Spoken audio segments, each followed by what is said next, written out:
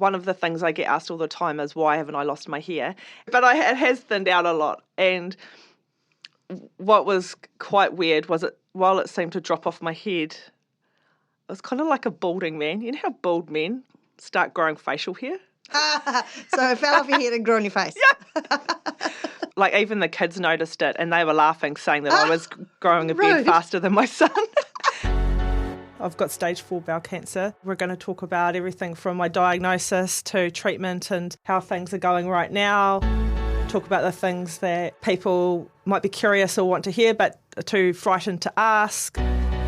That's Jo Mackenzie McLean and I'm Colleen O'Hanlon. We've been mates and colleagues at Stuff for 20 years.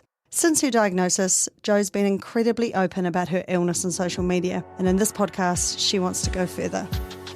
So I'm just hoping that what we do here can just help people who are on that journey, whether they've got cancer or not, and make them feel that, you know, that they're not alone. I'm going to be with Jo every step of the way. There will be tears and laughter. She'll also offer practical insights, support and hope. This then is the story of Jo versus cancer. Jo, last time we talked about your first meeting with your oncologist and the cost of buying the drugs you need, and your treatment plan also included chemotherapy, am I right? Yes. So can you tell me about that in terms of the process, you know, maybe what surprised you about it, you know, the side effects you were warned about, the ones that you really felt the most, you know, because I guess, you know, there's the chemotherapy itself, right, and then there's that ripple effect of other ways in which it impacts your life. Yeah, so I guess one of the things that I didn't understand was the amount of different chemotherapy drugs available and all of the different side effects that each of those drugs could potentially bring. And,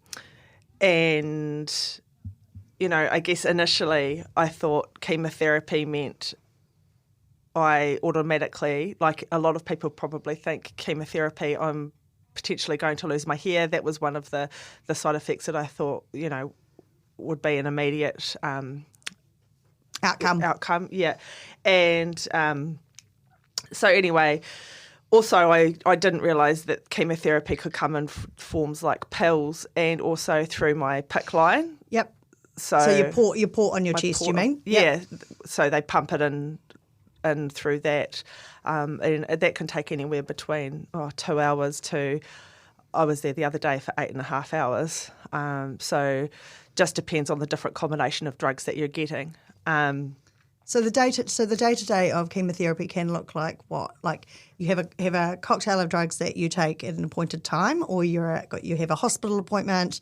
You know, you tune up every 2 weeks. I know you've talked about going to Dunedin Hospital every couple of weeks. So what is a normal, chemotherapy regime look like for you? At the moment, it's going to Dunedin every 2 weeks and getting drugs pumped into my portacath, sitting there for several hours while that's done, and then is that an uncomfortable, like apart from the discomfort of the portacath, which I can imagine is not insignificant, but is it, what are you doing in that time? 8.5 hours, for example, is a long time. Are you resting? Are you, is your mum or your partner with you? How do you pass that time? Yeah, right. So usually there's probably 3 other people in the room with me. Mm-hmm. That's three other cancer patients. And I've either got my mum or it's usually my stepdad or my partner, because my stepdad drives me there. So it's either him or my partner. And they sit beside me and I get in there, and the previous day I've had the meeting with Chris Jackson and discussed, done the weigh-in and gone through the blood tests, and they do all the other things, and then they basically lie you down and jab a needle into your chest and start administering it. And generally what I've done is asked for the menu. Yep. Because there's quite a nice menu. Remains. I haven't really lost much. I have sometimes lost my appetite, but there's a bit of a running joke that the kitchen knows that I'm coming. Yeah. That's good though, right? Because nausea, I guess, can be a side effect. Yeah, and it does, it has affected my appetite. And but yeah, so usually they come over with a pen and paper and take my order.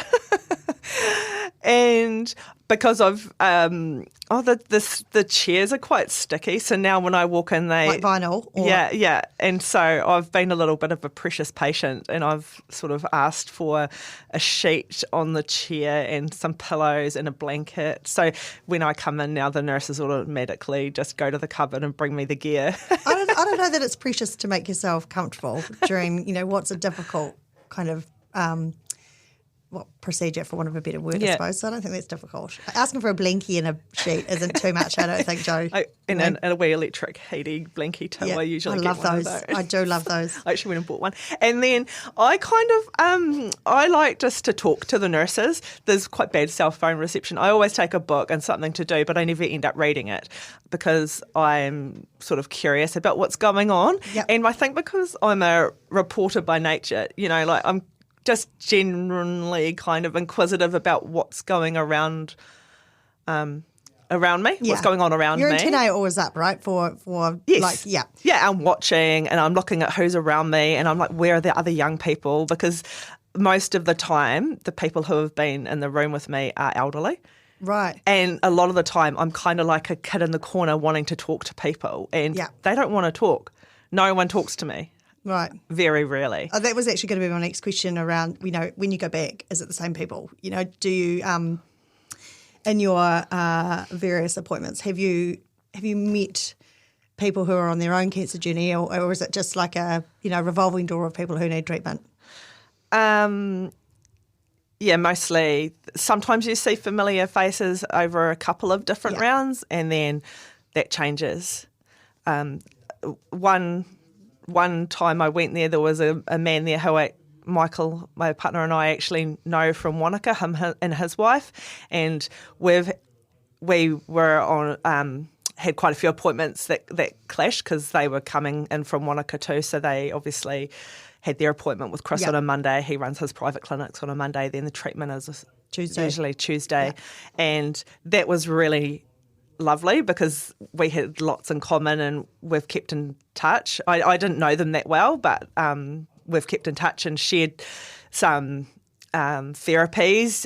Like, for example, he gets really bad ulcers in his mouth and he showed me this Manuka honey, really expensive Manuka honey that he rubs into his mouth. So he's like, Jo, have you tried this? He's an older kind of farmer guy and who does shooting with Michael. And so, and his wife, they've come to visit me. She's visited me. And so that nice. Was lovely. So I really missed having them there when the treatment plans didn't align anymore. Yeah, so I really missed that company because I find sitting there sometimes it can be quite not lonely, but it would be nice to talk to other people and know what kind of cancer they've got, I guess, and how they're finding treatment. I remember one lady at the start, this older lady, and she said to me, that she was meant to be gone like 6 years ago. So she said, there's lots of treatments out there. That was when I first started going to That's probably what you needed to hear. She was lovely, and I was like, that is really reassuring, So, but a lot of the time people just want to get in there, get the treatment and leave, and some of them are really sick and just look like... And maybe not feeling conversational. Yeah, they're not like... They just look really tired and sick. And some days I go there and...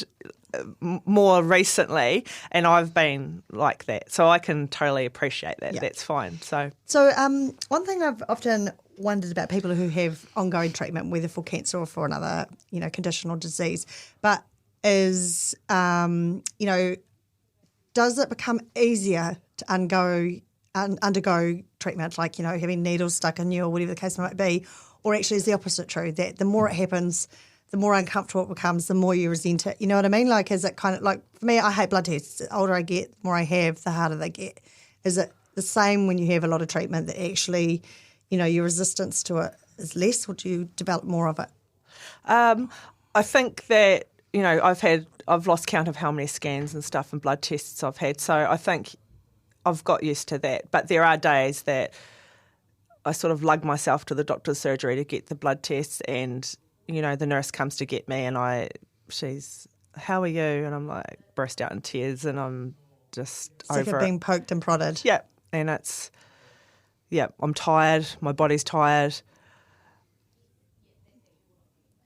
Yeah, and it's just, I'm over it. Yeah. And the problem is I don't have any light at the end of the tunnel. You have at to this dig point. deep to keep going with it. Yeah, it's like, well, this is what my foreseeable future looks like. So I can't change it. I just have to keep going to the appointments and just keep hoping that, the drugs are working, and just suck it up, basically. But there's days that getting that chemo, definitely getting the injection is a lot easier, but my mood can definitely be flatter some days, and I'm just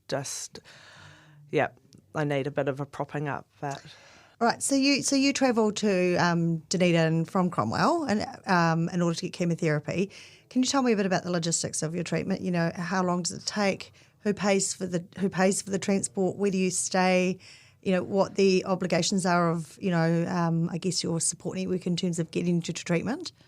So my stepdad, he sometimes takes me, and he has to take time off work to drive me to Dunedin. Generally, I either have to go on a Sunday night or to make my Monday appointment with Chris, and then my chemotherapy treatment is either on the Monday if it fits, or Tuesday. So I'm usually staying overnight, at least one night. And if it's not my stepdad, my partner drives up from Invercargill. He has to take time off work. He drives up to me, and then we drive across to Dunedin. It's a 3-hour drive from where I live. So thankfully, I've got an auntie. My auntie lives around the corner from Mercy Hospital, so we stay with her. So I'm very, very lucky, because otherwise we'd have to be paying for accommodation. As well as transport? Yeah, as well as transport. And time off work? Yeah. Yeah. Yeah, right. And how often is that every 2 weeks. Yeah, okay. It's not an insignificant financial impact. I think my partner worked out it's about 10 grand a year. Yeah. Not many New Zealanders have a spare 10 grand up their sleeve. And also to take time off work. Yeah. And to have someone that can drive me. Plus, I can't drive myself because it just wouldn't be safe. And driving home. And the other thing is, what's that journey like for you coming home, having had, do you feel shit after that trip? Yeah, sometimes, depending on the drug.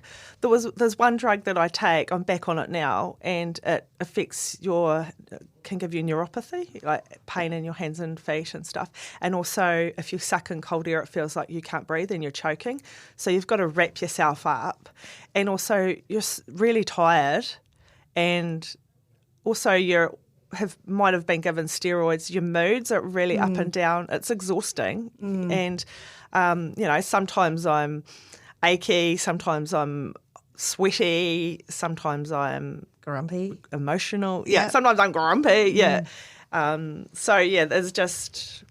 There's no way I could drive myself to those appointments. It really just illustrates to me that, and I know you're acutely aware of this, but you've got a fantastic support network, and you've got in your life the privilege of having friends and family and community members who are able to, example, take time off work to be able to come. But, it does make me wonder about those people who are maybe in their own cancer fight who are doing it alone or don't have or can't travel to treatment, because I guess that's a harsh reality in our country with a dispersed population, right? Yes, especially in rural communities. If I was lived in Dunedin or lived in Christchurch, it would look a lot differently. I know your treatment plan has changed as you've moved along your cancer journey, Jo, but can you talk a bit about the side effects? Because I think maybe our listeners might know about some of the obvious ones, but I'm sure there are plenty that are unique to different individuals. So one of the things I get asked all the time is, why haven't I lost my hair? And that is all to do with the drugs that I'm on. My hair has thinned out. Luckily, I've had a really big head of hair all my life, so I don't know whether that's... You had heaps to spare. I had some to spare, yeah. So, but it has thinned out a lot. And what was quite weird was while it seemed to drop off my head, it was kind of like a balding man. You know how bald men start growing facial hair? So it fell off your head and grew on your face. Yeah. Basically. Yeah. So, yeah, my kids started to notice this kind of thick hair on my... Peach fuzz. Yeah. That's a nice really way to weird. describe it. And, yeah, and actually I didn't realise it was that bad until I went to the beautician and I wanted to get my eyebrows tinted. I had something on and they were really thin and I just wanted to get made a little bit prettier, you know. Yeah. So I got my... Don't we all the time? So she tidied those up and then I was lying there with my eyes shut and I felt her hands kind of go over my eyebrows and then they kind of went down. And she went, would you like me to get rid of these hairs along your chin as well and your cheek? Your jawline. And I was like, pardon? She goes, there's quite a downy, hairy area down here that I think we could definitely do with waxing off. Yep. And her hand kind of kept going towards my chin and she's like, and down there and then down my neck. And, so she ended up giving me what I felt like was some sort of manscape, like because she ended up doing my like my whole facial area. But I think that because you're quite fair, that is I think that might have been coming at you anyway, given age and stage of life and whatnot. So it might have been your introduction to it. But because you're quite fair, you maybe haven't noticed it when you were younger. Yeah, maybe. I don't know, but it definitely seemed like even the kids noticed it and they were laughing, saying that I was growing a bit faster than my son. They were having a competition who was going facial hair faster. Yeah, my 12-year-old son or me, and they were like, "You're winning, Mum," and they were pulling it out and like stroking it, and it was quite fluffy and soft. And so is that an ongoing treatment? Is that now part of your ongoing treatment plan? Well, I've recently had a manscaping wax, but my drugs have changed since then. So another one of my drugs actually gave me quite thick eyelashes. Bonus. Yeah, that was a bonus, but that's changed again now. And everyone's like, "Oh, look at your eyes; they look so good." And I was like, "Yeah, well, that'll probably only last about 6 weeks, and then they're all going to fall out." So it's a short-lived kind of thing. Yeah, but take your wins where you get them, Jo. Yeah. Take your wins where you get them. Well, you know, I hardly ever have to like worry about shaving my legs or anything because the hair doesn't grow down around there now either. So that's a bit of a cost saving. That's an upside I never saw coming, but anyway. But I have talked to friends about my hairy face thing and gone, oh my God, and a lot of them kind of just what you sort of said before was like, so what? Like we've got hairy faces, we've been waxing for years, you know. So that's what I mean. Like I know people have been waxing their face since they're in their 20s for, you know, hormone-related reasons or whatever. But I think it's, you know, being fair, you've just dodged that bullet till later in life, I think. Well, one of the side effects as well from drugs, it can throw your body into a menopausal state. Right. So they call it chemopause, and I've definitely had that because quite often there'll be nights where I am sweating, I have hot flushes, I'm thrashing the blankets off and, you know, and I feel bad for taking the mickey out of Mum so much when she was going through menopause because, you know, it is pretty horrendous. And it's not a short thing, you know, either. Like I think I remember reading somewhere that menopause on average, or menopause can be a decade worth of transition. It's not like you go through a rough 6 months. You know, it can be really brutal for a long period of time, right? Yeah. Yeah, and I mean, sometimes, I'm a bit unsure about what is the cancer drug, what is my normal body. Yeah, just like a normal, I'm 44, so what my body is doing naturally itself, like as you said earlier. Versus what's being brought on by the treatment. Yeah. That's a lot, Jo. That's a lot. It's a lot to be... That's just a little bit. I mean, there's other side effects too, like I was on steroids, quite high doses of steroids because I'm also grappling with a rheumatoid arthritis, and so we're juggling between inflammation. And is that not cancer related? Is it cancer aggravated? Don't know. We're kind of not too sure. So I had the diagnosis of the arthritis before my cancer diagnosis, but I was told by my rheumatologist after my cancer diagnosis that my type of arthritis can actually be triggered by an undiagnosed tumour. Right. It's very rare apparently, but you know, they could be connected. I think, yeah. Wow. Very rare, but that's what I was told. But you are 1 in a million. So yeah. But anyway, so I've been on high steroid doses for pain, for inflammation. I have quite bad inflammation in my joints, particularly hands and feet. But anyway, so I was on high steroid doses, which made me quite puffy, and that made me, I was nearly tipping the scales at 100 kgs at one point. They weigh me every fortnight when I go to see the oncologist, and each fortnight I was going up and up and up. And, we made a bit of a comment about, like a lot of cancer patients actually lose weight, but I was going up. But I felt like I really looked horrible. I really didn't like how I couldn't fit clothes, and I just sort of felt like I was losing myself. So uncomfortable in your own body, plus you're not liking how you're not feeling good about how you look. That's a lot. That's quite a psychological kind of burden, I think, on top of things, because we're all fighting the clock. We're all trying to look better all the time, right? You'd look in the mirror and you wouldn't recognise who was looking back at you. You wouldn't recognise. I guess is the most important thing, right? Like for you didn't feel like you felt like yourself. No, and I just saw kind of like my hair was all frizzy and falling out. My face was all puffy. My eyes looked. I just did not. It's not a priority when you're fighting cancer, but you're kind of like on top of everything else. It's like, great, now, it's just where have I gone kind of thing. Yeah, but I think you say it's not a priority, but I do think it contributes to your overall mood. And, if we've talked a bit about, feeling upbeat and being, that attitude plays so much in terms of the cancer fight. And I think feeling good about how you look, for most people is important. So I think it is, impactful on that journey in a way that's maybe not to be underestimated. A lot of people have commented that my skin looks quite good.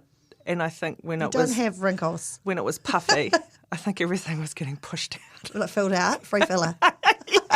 I was joking to people that I was getting embalmed alive, which was like, it was like getting... It's terrible. But I have sort of got this weird texture. My skin does have this weird kind of texture. You mean because it doesn't look... your skin does look great, but he's saying when you feel it, it feels weird. Well, it just kind of does feel a little bit like pumped out with something. Plump. It does feel like... Right. Yeah, but I don't know. Yeah, I've been blessed with good skin thanks to my mum. But yes. I think, Take that as a win. Keep it. So we've talked about gaining weight, I guess, and losing a bit of hair, but thankfully keeping most of it. What about, because, you were training for an ultramarathon, so you're really active, fit, strong person, and I know you've referenced the fact that actually on some days you just basically have to commit to rest as a priority for the day. How hard has that been for you, that idea of being still? Really challenging because not just mentally but physically, my legs, the muscle has all like kind muscle of tone. Yeah, gone. It's all gone. It's all just sort of quite wasted. I'd walk a lot and bike a lot, and it's just my body has is really weak and wobbly.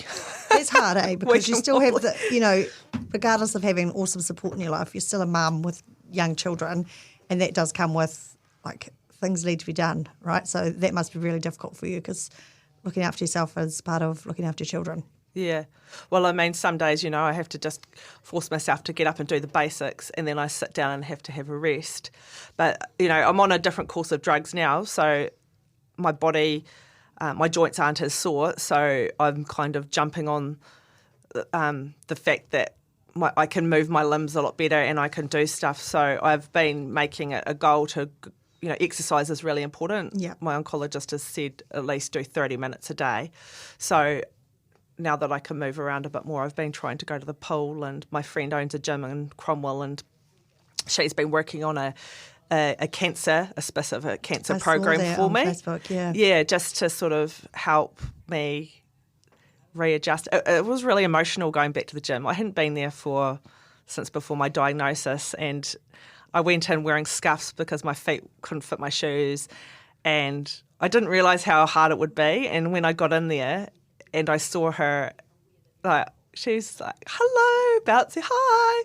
And I just burst out in tears. I was sobbing and I couldn't stop, and I'd get ushered to a room, and it was a really hard step for me, and I couldn't believe how... Hard step in terms of a hard step to get back there, or getting back there was remembering when you could go? Both. Yeah. Both. Yeah. But I did it, and I sort of got through it, but, even now it's still, I've only been back twice, but yeah. Oh yeah, it was difficult. It reminded me of when I was fit and healthy, and she kind of said to me that we have to kind of wipe the slate clean, and I'm coming back, and don't have expectations that I'd be going back to what I could do. A new normal.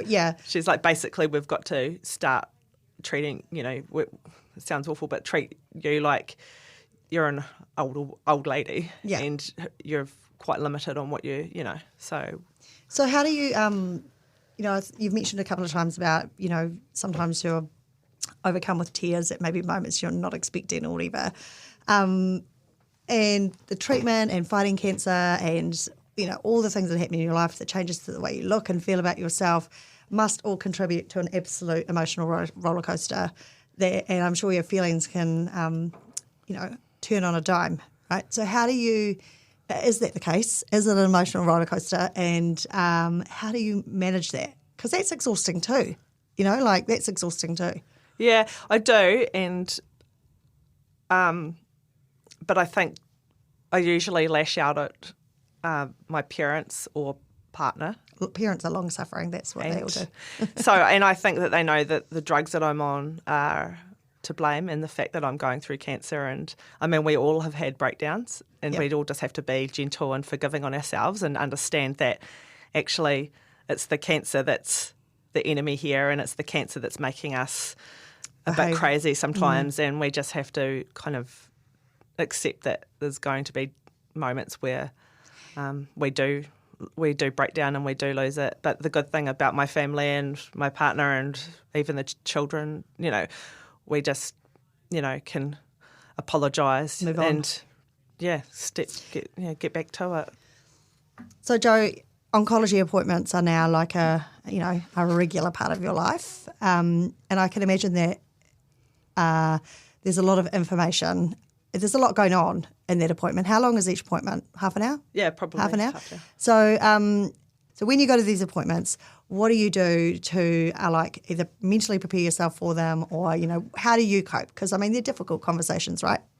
So generally on the drive to the appointment, it's quite good time just to sit and talk to Michael or my stepdad just about things that we want to cover off, and usually we've written a bit of a list about questions that might have cropped up or whatnot. So we kind of go a little bit prepared.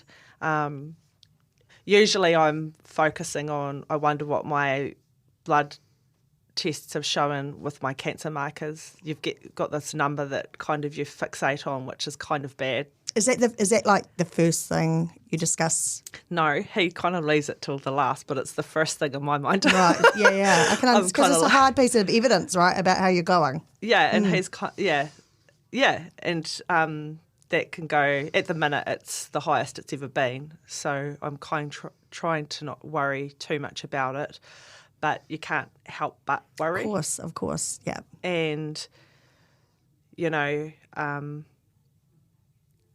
sometimes I've gone into the appointment and just not been in the mood and just said, if you don't have anything positive to say to me, please just don't tell me anything. Yeah. and the oncologist, he'll be like, well, sometimes, sorry, but you actually have to hear this.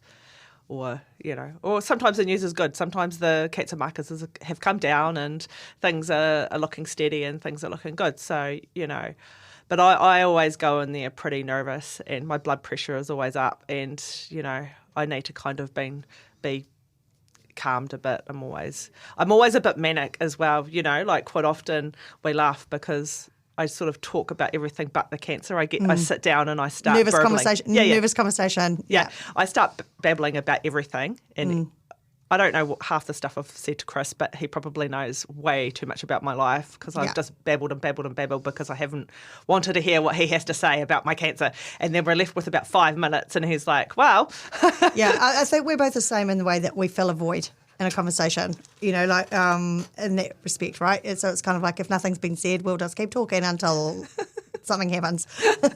I definitely recommend writing things out, though. Some people record. Like audio record, you mean? Right, okay, that's interesting, because I do think, it's, like when you talked about one of your I think your initial diagnosis conversation where, you're sitting there and you're feeling in shock and all you've heard is you've got stage 4 cancer. There must have actually been other things discussed, but all you are taking away from that conversation is stage 4 cancer. So recording a conversation seems quite smart. Yeah, I've never done it, but then my oncologist, he sends me an email after our appointment that has quite a thorough debrief of what we've discussed and where I'm at. So, like in case you missed it, catch up. I always file them in the cancer folder and don't look at them too much, or flick them to Michael and say, you read it and tell me what I need to know. Glad to hear you've got good digital admin skills. You've been listening to Joe versus Cancer with Joe Mackenzie McLean and me, Colleen O'Hanlon. We know our conversations might be a tough listen, whether you've got cancer or you're caring for somebody who has. There's lots of support available and there's information in the show notes. This is a Stuff podcast produced by Chris Reed. You can listen to the full series at stuff.co.nz or wherever you get your podcasts. Thanks for listening. Kia kaha, be strong.